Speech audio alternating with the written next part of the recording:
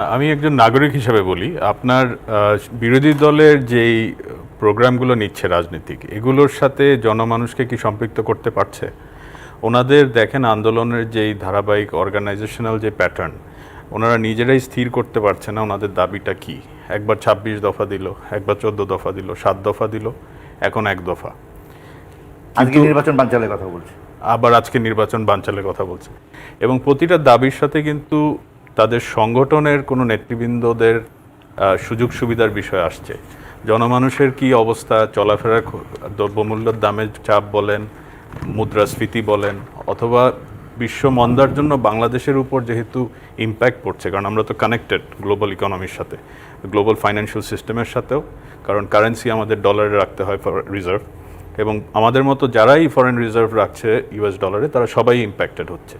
তো তারা এই বিষয়গুলো নিয়ে, যেগুলো জনজীবনের চলার পথে সহজ করবে জিনিসপত্র, এই সকল এজেন্ডা নিয়ে কিন্তু আসছে না। যেই কারণে ওনাদের দল যেহেতু একটা সংগঠন, অনেক নেতাকর্মী আছে, মিটিং মিছিল অনেক বড় করতে পারছে, কিন্তু দাবিগুলোতে মানুষকে কিন্তু সম্পৃক্ত করতে পারছে না।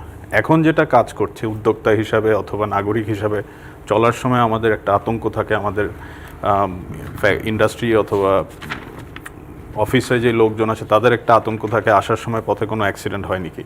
তো তারপরেও কিন্তু মানুষ বের হচ্ছে, তার মানেই তারা তাদের school of thought, political school of thought বলতে কোনো কিছু তারা এস্টাবলিশ করতে পারেনি। তাদের যেই বিএনপি জামাতের, বাংলাদেশ আওয়ামী লীগের কন্টেম্পোরারি কোনো পলিটিক্যাল কোনো দিক নির্দেশনা নাই। আমরা এখন আওয়ামী লীগ নৌকা বলছে জননীতি শেখ হাসিনার নেতৃত্বে উন্নত বিশ্ব হব, ৪১-এর ভিতর স্মার্ট বাংলাদেশ হব। বিএনপি জামাতের এমন কোনো প্রোগ্রাম কি আমরা শুনছি যে তারা এইভাবে জাতিকে নিয়ে যাবে? তারা মনে করে যে সংকটের জন্য সরকারের রাজনৈতিক ইয়ার অনেকটা কারণ আছে, কারণ সরকার তো ম্যানেজ করতে পারলো না, দ্রব্যমূল্যের দাম বেড়ে গেল, মূল্যস্ফীতি হয়ে গেল, রিজার্ভ কমে গেল, তারা দুর্নীতির কথা বলে যে সরকারের বিরুদ্ধে, সেই জন্য হলো। বাংলাদেশে একটা আমদানি নির্ভর দেশ, আমাদের কৃষি থেকে শুরু করে ম্যানুফ্যাকচারিং সার্ভিস প্রতিটি সেক্টরে আপনার আমদানি করে আপনার ভ্যালু ইনপুট দিতে হয়, এবং সব থেকে যে বেশি রপ্তানি করি তৈরি পোশাক, সেখানেও কাঁচামালে আপনার আমদানি করে দিতে হয়, কারণ আমাদের এখানে সুতার জন্য কটন নাই, প্লাস্টিকের জন্য রিফাইনারি নাই, কাপড় নাই, সো এগুলো আমাদের আমদানি করে দিতে হয়। ইভেন আপনার সিড, এগ্রিকালচারের সিডও আপনার আমদানি করতে হয়, যদিও জয়েন্ট সিড প্রোগ্রাম চলছে, সারও আমদানি করতে হয়। নরসিংদীতে একটা সার ফ্যাক্টরি করেছে যেটা ইম্পোর্ট সাবস্টিটিউট হবে। তো এই বিনিয়োগগুলো in addition to economic zone, multimodal connectivity, এগুলো কিন্তু ইন্ডাস্ট্রিয়াল ইকোসিস্টেম তৈরি করার জন্য, ইন্ডাস্ট্রিয়াল ইকোনমি ডাইভার্সিফাই করার জন্য, এবং ভবিষ্যতের বাংলাদেশের একটা ইনভেস্টমেন্ট হাব হিসাবে আপনার জয়েন্ট ভেঞ্চার ইনভেস্টমেন্টগুলো আনার জন্য, তাতে কর্মসংস্থান পাবে, এবং এখন যে $460 বিলিয়ন ইকোনমি এসছে, সেখান থেকে এটা আমরা ভবিষ্যতে আরও বড় ইকোনমির দিকে নিতে চাচ্ছি। তো দুর্নীতির, মূল্যস্ফীতিটা এসছে কিন্তু ইন্টারন্যাশনাল মার্কেটে, মডার্ন মনিটারি থিওরিতে ডলার, ইউরোপিয়ান ইউনিয়নের যেই ইউরো এবং জাপানের মডার্ন মনিটারি থিওরি পলিসিটা ফলো করার জন্য 2022 সালে আপনার আইএমএফ একটা রিপোর্ট বের করেছিল।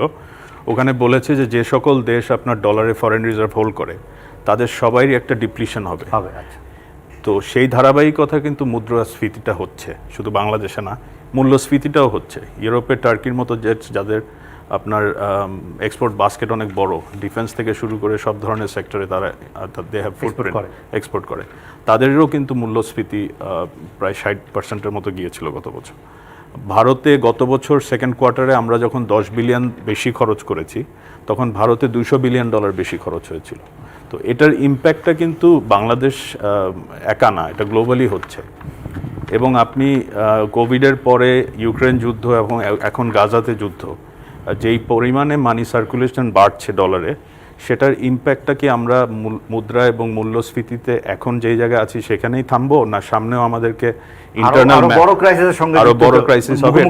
এবং এটা ইকোনমিক, ম্যাক্রো ইকোনমিক কন্ডিশন বাংলাদেশে 2008 সাল ফার্স্ট পার্সপেক্টিভ প্ল্যান, সপ্তম পঞ্চবার্ষিকী পরিকল্পনা, এবং কোভিডের সময় থেকে অষ্টম পঞ্চবার্ষিকী পরিকল্পনা, সেকেন্ড পার্সপেক্টিভ প্ল্যান, যেটা বাংলাদেশকে ডেভেলপ নেশনের দিকে নিয়ে যাবে, স্মার্ট বাংলাদেশের দিকে নিবে, সেটা শক্তিশালী ছিল, প্রুডেন্ট ছিল বলেই আপনি কোভিডের শক ইউক্রেন যুদ্ধের কারণে সাপ্লাই সাইড ডিসরাপশনের শক, কোভিডের সময় সাপ্লাই সাইড ডিসরাপশনের শক, লজিস্টিক্সের ইনফ্লেশন। কারণ আপনি জানেন নিশ্চয়ই যে কোভিডের সময় $350 বিলিয়ন নেট প্রফিট করে লজিস্টিক্স কোম্পানি। বাংলাদেশে একটা কন্টেনার যেটা $800 ছিল ভাড়া, সেটা 10,000 পর্যন্ত উঠেছিল। এক্সপোর্ট মার্কেটে আমাদের $35,000 থেকে $40,000 পর্যন্ত উঠেছিল। তো এই ব্যয়গুলো তো অতিরিক্ত হয়েছে। ভ্যাকসিনে বিনিয়োগ করেছিলেন বাংলাদেশ, যেই কারণে প্রথম 10টি দেশের ভিতর একটি দেশ যেটা ভ্যাকসিন পেয়েছিল, তখন কিন্তু ভ্যাকসিন তৈরিও হয়নি। অক্সফোর্ড ইউনিভার্সিটির সাথে আমার বাংলাদেশ বিনিয়োগ করেছিল। 8-10 কোটি মানুষকে আপনার ভ্যাকসিন দিয়েছে বিনামূল্যে। হেলথ কেয়ার ম্যানেজমেন্টে অনেক বিনিয়োগ করা হয়েছিল এবং বাংলাদেশ সবথেকে অল্প সময় one of the least closed country কোভিডের সময়। আপনি খেয়াল করে দেখবেন যে 1 মাসের সব মিলিয়ে মনে হয় মাসখানিকের মতো আপনার বন্ধ ছিল, ভাঙা যে বন্ধগুলো ছিল ওগুলো দিয়ে। এবং 5th best managing country during COVID, ইকোনমির দিক থেকে এবং হেলথ কেয়ার ম্যানেজমেন্টের দিক থেকে। সো এইগুলো তো বিনিয়োগ হয়েছে। মূল্যস্ফীতি, মুদ্রাস্ফীতির সাথে রিজার্ভের উপর এগুলোর তো চাপ পড়েছে। এটা তো বাস্তবতা। আমাদের তো ডলার খরচ করতে হয়েছে ওখানে, সব জায়গায় তো আপনার ডলার খরচ করতে হয়েছে। আপনার আমি বললাম না, আপনার এগ্রিকালচার সেক্টর, বীজ থেকে শুরু করে ফার্টিলাইজার, এগ্রিকালচার মেকানাইজেশন, কোন পণ্যটা আপনার বাংলাদেশে ইন্ডিজিনিয়াসলি বিল্ড? বগুড়ায় কিছু কিছু মেকানাইজেশনের ইকুইপমেন্ট তৈরি হচ্ছে, বাট দ্যাটস ভেরি মাইনার। এবং এই জায়গাতে আপনার যেটা ওই ভবিষ্যৎ বাংলাদেশ, উন্নত বাংলাদেশের দিকে যে লাইট ইঞ্জিনিয়ারিংয়ের কথা বলা হচ্ছে, সেখানে এটা বলা হচ্ছে যে লাইট ইঞ্জিনিয়ারিংয়ের প্রোডাক্টগুলো এগ্রিকালচার সেক্টরের প্রসেসিংয়ের জন্য, ফার্ম মেকানাইজেশনের জন্য আপনার বাংলাদেশের স্কোপ অনেক বেশি, যেগুলো আনট্যাপ। সো তখন তো আমরা কোনো বড় মেগা প্রজেক্টই কিন্তু বন্ধ করতে পারিনি।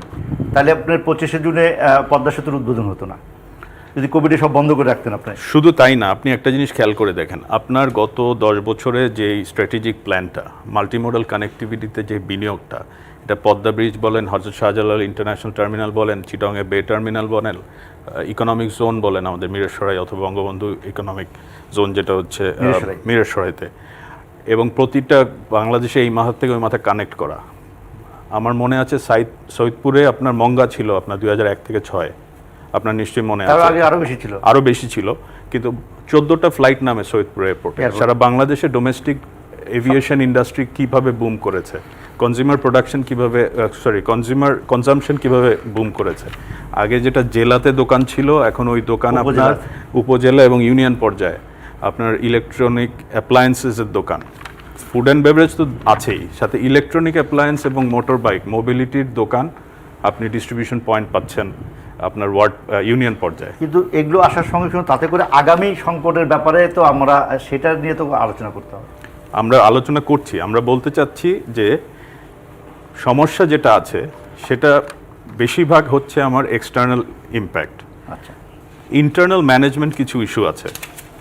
ইন্টারনাল ম্যানেজমেন্টের স্টেক হোল্ডার যারা আছে, তাদের সাথে মিনিস্ট্রি, রেগুলেটর এবং ডিপার্টমেন্টস যারা আছে, তাদের কন্টিনিউয়াস টেকনিক্যাল এঙ্গেজমেন্ট প্রয়োজন, এবং কোন সেক্টরে কি কখন কোন ধরনের পলিসি সাপোর্ট দরকার সেটা বেশি গুরুত্বপূর্ণ। আমি আরেকটু শুনবো। আমি তার আগে পারভেজ থেকে জানতে চাই, এই যে ট্রেড বডি বা পাবলিক গভর্নমেন্টের সাথে বেসরকারি খাতের সংযোগ থাকা এবং সেটা জিনিসপত্রের দাম মনিটর করা থেকে শুরু করে, যেটা টাকার মানে ডলারের ক্ষেত্রে বলবো, যদি সবাই এটা আমরা বুঝি তাহলে সেটা করতে অসুবিধা করে। মানে রাজনীতিবিদরা কি ব্যুরোক্রেসির সাথে পারে না, নাকি ব্যুরোক্রেসিরা যা করে তা আমরা মেনে নেই কেন? মানে এটা তো আপনাদেরও তো একটা বড় রোল থাকা দরকার। মানে আমি বলছি ট্রেড বডি বলেন বা ব্যবসায়ীদের বলেন, যে আমরা সবাই বুঝছি যে এটা একটা হচ্ছে, সেটা কেন করি না আমরা? ফিসক্যাল পলিসি বলেন বা খোলা মানে এক রেট করার ক্ষেত্রেও বলেন, ডলারের কারেন্সি কোথায় আটকে যায়? কারেন্সি এক্সচেঞ্জের জন্য সেন্ট্রাল ব্যাংক গত 1 বছর ধরে দেয়ার পিকিং টুলস অ্যান্ড ইনস্ট্রুমেন্ট টুইক করে দেখছে। কিন্তু এখন এইটা বর্তমানে যেই সিনারিওটা যাচ্ছে, এই সিনারিওটা কিন্তু আনইউজুয়াল। এটা প্রতি 100 বছরে হয়। আপনার 1920-এর দিকে হয়েছিল প্রথম বিশ্বযুদ্ধের সময়, অসংখ্য মানি সার্কুলেশন করা হয়েছিল, সেটার রেজাল্টে আপনার পরবর্তী ইনফ্লেশন আসছে। এবং রিসেন্ট টাইমে 70s-এ হয়েছিল, যখন আপনার ফেডারেল রিজার্ভ চেয়ারম্যান ছিল ভলকার, উনি এটাকে টুইক করে একদম ইনফ্লেশনটাকে কার্টেল করেছে। বর্তমান যে ফেডারেল রিজার্ভ চেয়ারম্যান আছে, ওনাকে বলা হচ্ছে he is trying to vulgarise the economy, global economy. উনিও টুইক করছে আপনার ইন্টারেস্ট রেট নিয়ে যুক্তরাষ্ট্রের। সো এটা কিন্তু সম্পূর্ণ যে বাংলাদেশের সেন্ট্রাল ব্যাংকের হাতে বিষয়টা তা কিন্তু না। আর ট্রেড বডির থেকে আপনার যেটা আমরা সবসময় করে এসেছি, আমরা যখন ট্রেড বডিতে লিডারশিপে ছিলাম এবং এখনও আমাদের কলিগরা যেটা করতে চেষ্টা করছে, সেটা হচ্ছে যে আপনার টেকনিক্যাল টিমের এঙ্গেজমেন্ট, সাথে সাথে আপনার একটা ওয়ার্কিং গ্রুপের মতো করে আপনার কনসার্ন যে ডিপার্টমেন্টস অ্যান্ড মিনিস্ট্রিজ আছে তাদের সাথে রেগুলার একটা এঙ্গেজমেন্ট। সো সেই জিনিসটা যত আপনার চর্চাটা হবে তত গভর্নমেন্টও তো আমরা সমন্বয়হীনতা দেখি, মানে কৃষির সঙ্গে খাদ্যের সঙ্গে অর্থের সঙ্গে বাণিজ্য। 19 সালে যখন পেঁয়াজের দাম আপনার পেঁয়াজের দামে 300 টাকা হলো, জাম্প করলো, তখন আমরা ফেডারেশন থেকে আপনার finance ministry, agriculture, food, NBR এবং ইন্ডাস্ট্রি তাদেরকে এবং খাদ্য, ওনাদেরকে নিয়ে বসে আমরা বলেছিলাম যে আপনারা এই ব্যবসাটা, কমোডিটির ব্যবসাটা কয়েকজন করে, এটা কিন্তু 1000 লোক করে না। আপনারা আমাদের ইয়ারলি যে ডিমান্ডটা, এই ডিমান্ডটা অ্যাসেস করেন, লোকাল প্রোডাকশন কত আছে, যারা আমদানি করে তাদের সাপ্লাই শিডিউলটা নেন, কোন জাহাজ কোথায় আছে অথবা পোর্টে কি আছে, ওয়্যারহাউসে কি আছে, ডিস্ট্রিবিউশন পয়েন্টে কি আছে, তাতে পণ্যর দাম আপনার বড় ধরনের জাম করার কথা না। আপনি মনে করেন কারওয়ান বাজার থেকে আপনি মহাখালী বাজারে আনবেন, 10 টাকা 15 টাকা বাড়তে পারে, বাট 50 টাকা 70 টাকা এভাবে কখনো হতে পারে না। কারণ ওই সময় আপনার ইন্ডাস্ট্রি মিনিস্ট্রি লবণের উৎপাদন সাফিসিয়েন্ট ছিল। যখন পেঁয়াজের সমস্যাটা হচ্ছিল, একটা দিন আপনার লবণের সমস্যা করতে গিয়েছিল, কিন্তু ওইটা পরে ইন্ডাস্ট্রি মিনিস্ট্রি এফবিসিসিআই থেকে বলার পরে ইন্টারভিন করে কিন্তু এটা অ্যাড্রেস করেছে। আমি শেষ করার আগে জাস্ট একটু আব্বাসির সাহেবের সাপ্লিমেন্ট একটা বিষয় করতে চাই, সেটা হচ্ছে বর্তমান অবরোধ হরতালে যারা ব্যবসা বাণিজ্য করে তাদের কি পরিমাণ ক্ষতি হয়, এটা আমি ওনাকে রিকোয়েস্ট করবো অ্যাজ আ কেস স্টাডি উনি একটু গিয়ে দেখতে ইন্ডাস্ট্রিগুলোতে। যে সকালে ডিওগুলো আসে ফ্যাক্টরি থেকে বের হওয়ার জন্য, অবরোধন হরতালের জন্য সেটা সাবস্ট্যান্সিয়ালি কমে যায়, অথবা ওটা আপনার সন্ধ্যার সময় পাঠাতে হয়। তো আমার যদি মাসে আমার বলতে আমি বলছি যে কোনো ইনভেস্টারের যদি আপনার ডেট সার্ভিসিং করতে হয় কথার কথা 1 কোটি টাকার, তার যখন যদি সাফিসিয়েন্ট ক্যাশ ফ্লো না থাকে হরতাল অবরোধের জন্য, তখন কিন্তু আপনার এটার ইম্প্যাক্টটা কিন্তু ইমিডিয়েট করে। এবং আমাদের যে মেগা প্রজেক্টগুলোর কথা বলছে, যেগুলো ডেট সার্ভিসিংয়ের কথা বলছে, each mega project is suppose to add 1 to 2% to the GDP. 2026 সালে এলডিসি গ্র্যাজুয়েশনের জন্য ইন্টারন্যাশনাল সাপোর্ট মেজার্স যেগুলো বাংলাদেশ ডিসকাউন্টেড হবে, বলা হচ্ছে যে এই মেগা প্রজেক্টসগুলো should counterweigh the losses of ISM support. So সেই জন্য ধরেন এই প্রজেক্টগুলো ডেট সার্ভিসিংয়ের কথা এখন আমরা বলছি, কারণ মুদ্রাস্ফীতি, কারণ মূল্যস্ফীতি, এই জন্য, কিন্তু এগুলো কিন্তু পার্ট অফ গ্রোয়িং আপ, এটা কিন্তু আমার শেষ না। আমাদের যেভাবে কোভিড ধাক্কা খেয়েছি আমরা, ওই ইউক্রেন যুদ্ধ ধাক্কা বাংলাদেশ অর্থনীতি নিয়েছে, বাংলাদেশের বেসরকারি খাতের লোকজন অনেক রিজিলিয়েন্ট। আমরা 1 বছর আপনার এলসি না করেও ব্যবসা চালা যাচ্ছে, চলমান প্রক্রিয়া। এটা গভর্নমেন্ট পরিবর্তন হওয়ার সাথে, গভর্নমেন্টের সাথে তো স্টেট মেশিনারি তো থেমে থাকে না। আপনার ইতিমধ্যে কিছু টুলস অ্যান্ড মেজার নেওয়ার চেষ্টা করেছে মিনিস্ট্রি থেকে, ফাইন্যান্স মিনিস্ট্রি, যেটা আমরা জানি। সেখানে আপনার কিছুটা আপনার প্রত্যাশিত যেই প্রত্যাশা ছিল সেটা পূরণ হয়েছে, কিছু জায়গায় ইট মিসড। তো এখন যেটা আমাদের কাছে যেটা দৃশ্যমান হচ্ছে, সেটা হচ্ছে যে কারেন্সিটাকে কিভাবে সফট ল্যান্ডিংয়ের মাধ্যমে মার্কেট বেসড করা যায়, সেন্ট্রাল ব্যাংক ওইদিকে কাজ করছে। মূল্যস্ফীতিকে অ্যাড্রেস করার জন্য কন্ট্রাকশনারি মনিটারি পলিসি নিয়েছে। আপনার কস্ট অফ বরোয়িং ইতিমধ্যে বেড়েছে, যদি আপনার ট্রেজারির সাথে যে স্মার্ট ইন্টারেস্ট রেট করেছে, ট্রেজারির সাথে 3.5% ডিফারেন্স, হয়তো বা এটা ডাবল ডিজিটও হতে পারে। তো এইগুলোর মাধ্যমে যেই জানা যেই টুলস অ্যান্ড ইনস্ট্রুমেন্টস আছে, ওগুলো এক্সারসাইজ করে আপনার এটাকে ম্যানেজ করা। বাট আমি শুধু এটুকু বলতে চাই, এখানে আমাদের আতঙ্কিত হওয়ার কিছু নেই। আমরা উই উইল ম্যানেজ। আমাদের যেই জননেত্রী শেখ হাসিনার নেতৃত্বে কিন্তু বাংলাদেশ এখানে এসেছে, সেই প্রত্যাশায় থাকলাম, এবং বাংলাদেশের বেসরকারি খাত যথেষ্ট রিজিলিয়েন্ট। আমরা সেটা থাকলাম যে বেসরকারি খাতের আরেকটু হোক, কিন্তু তারা সরকারের মধ্যে প্রভাব বিস্তার করুক যে কিভাবে সঠিকভাবে থাকা দরকার।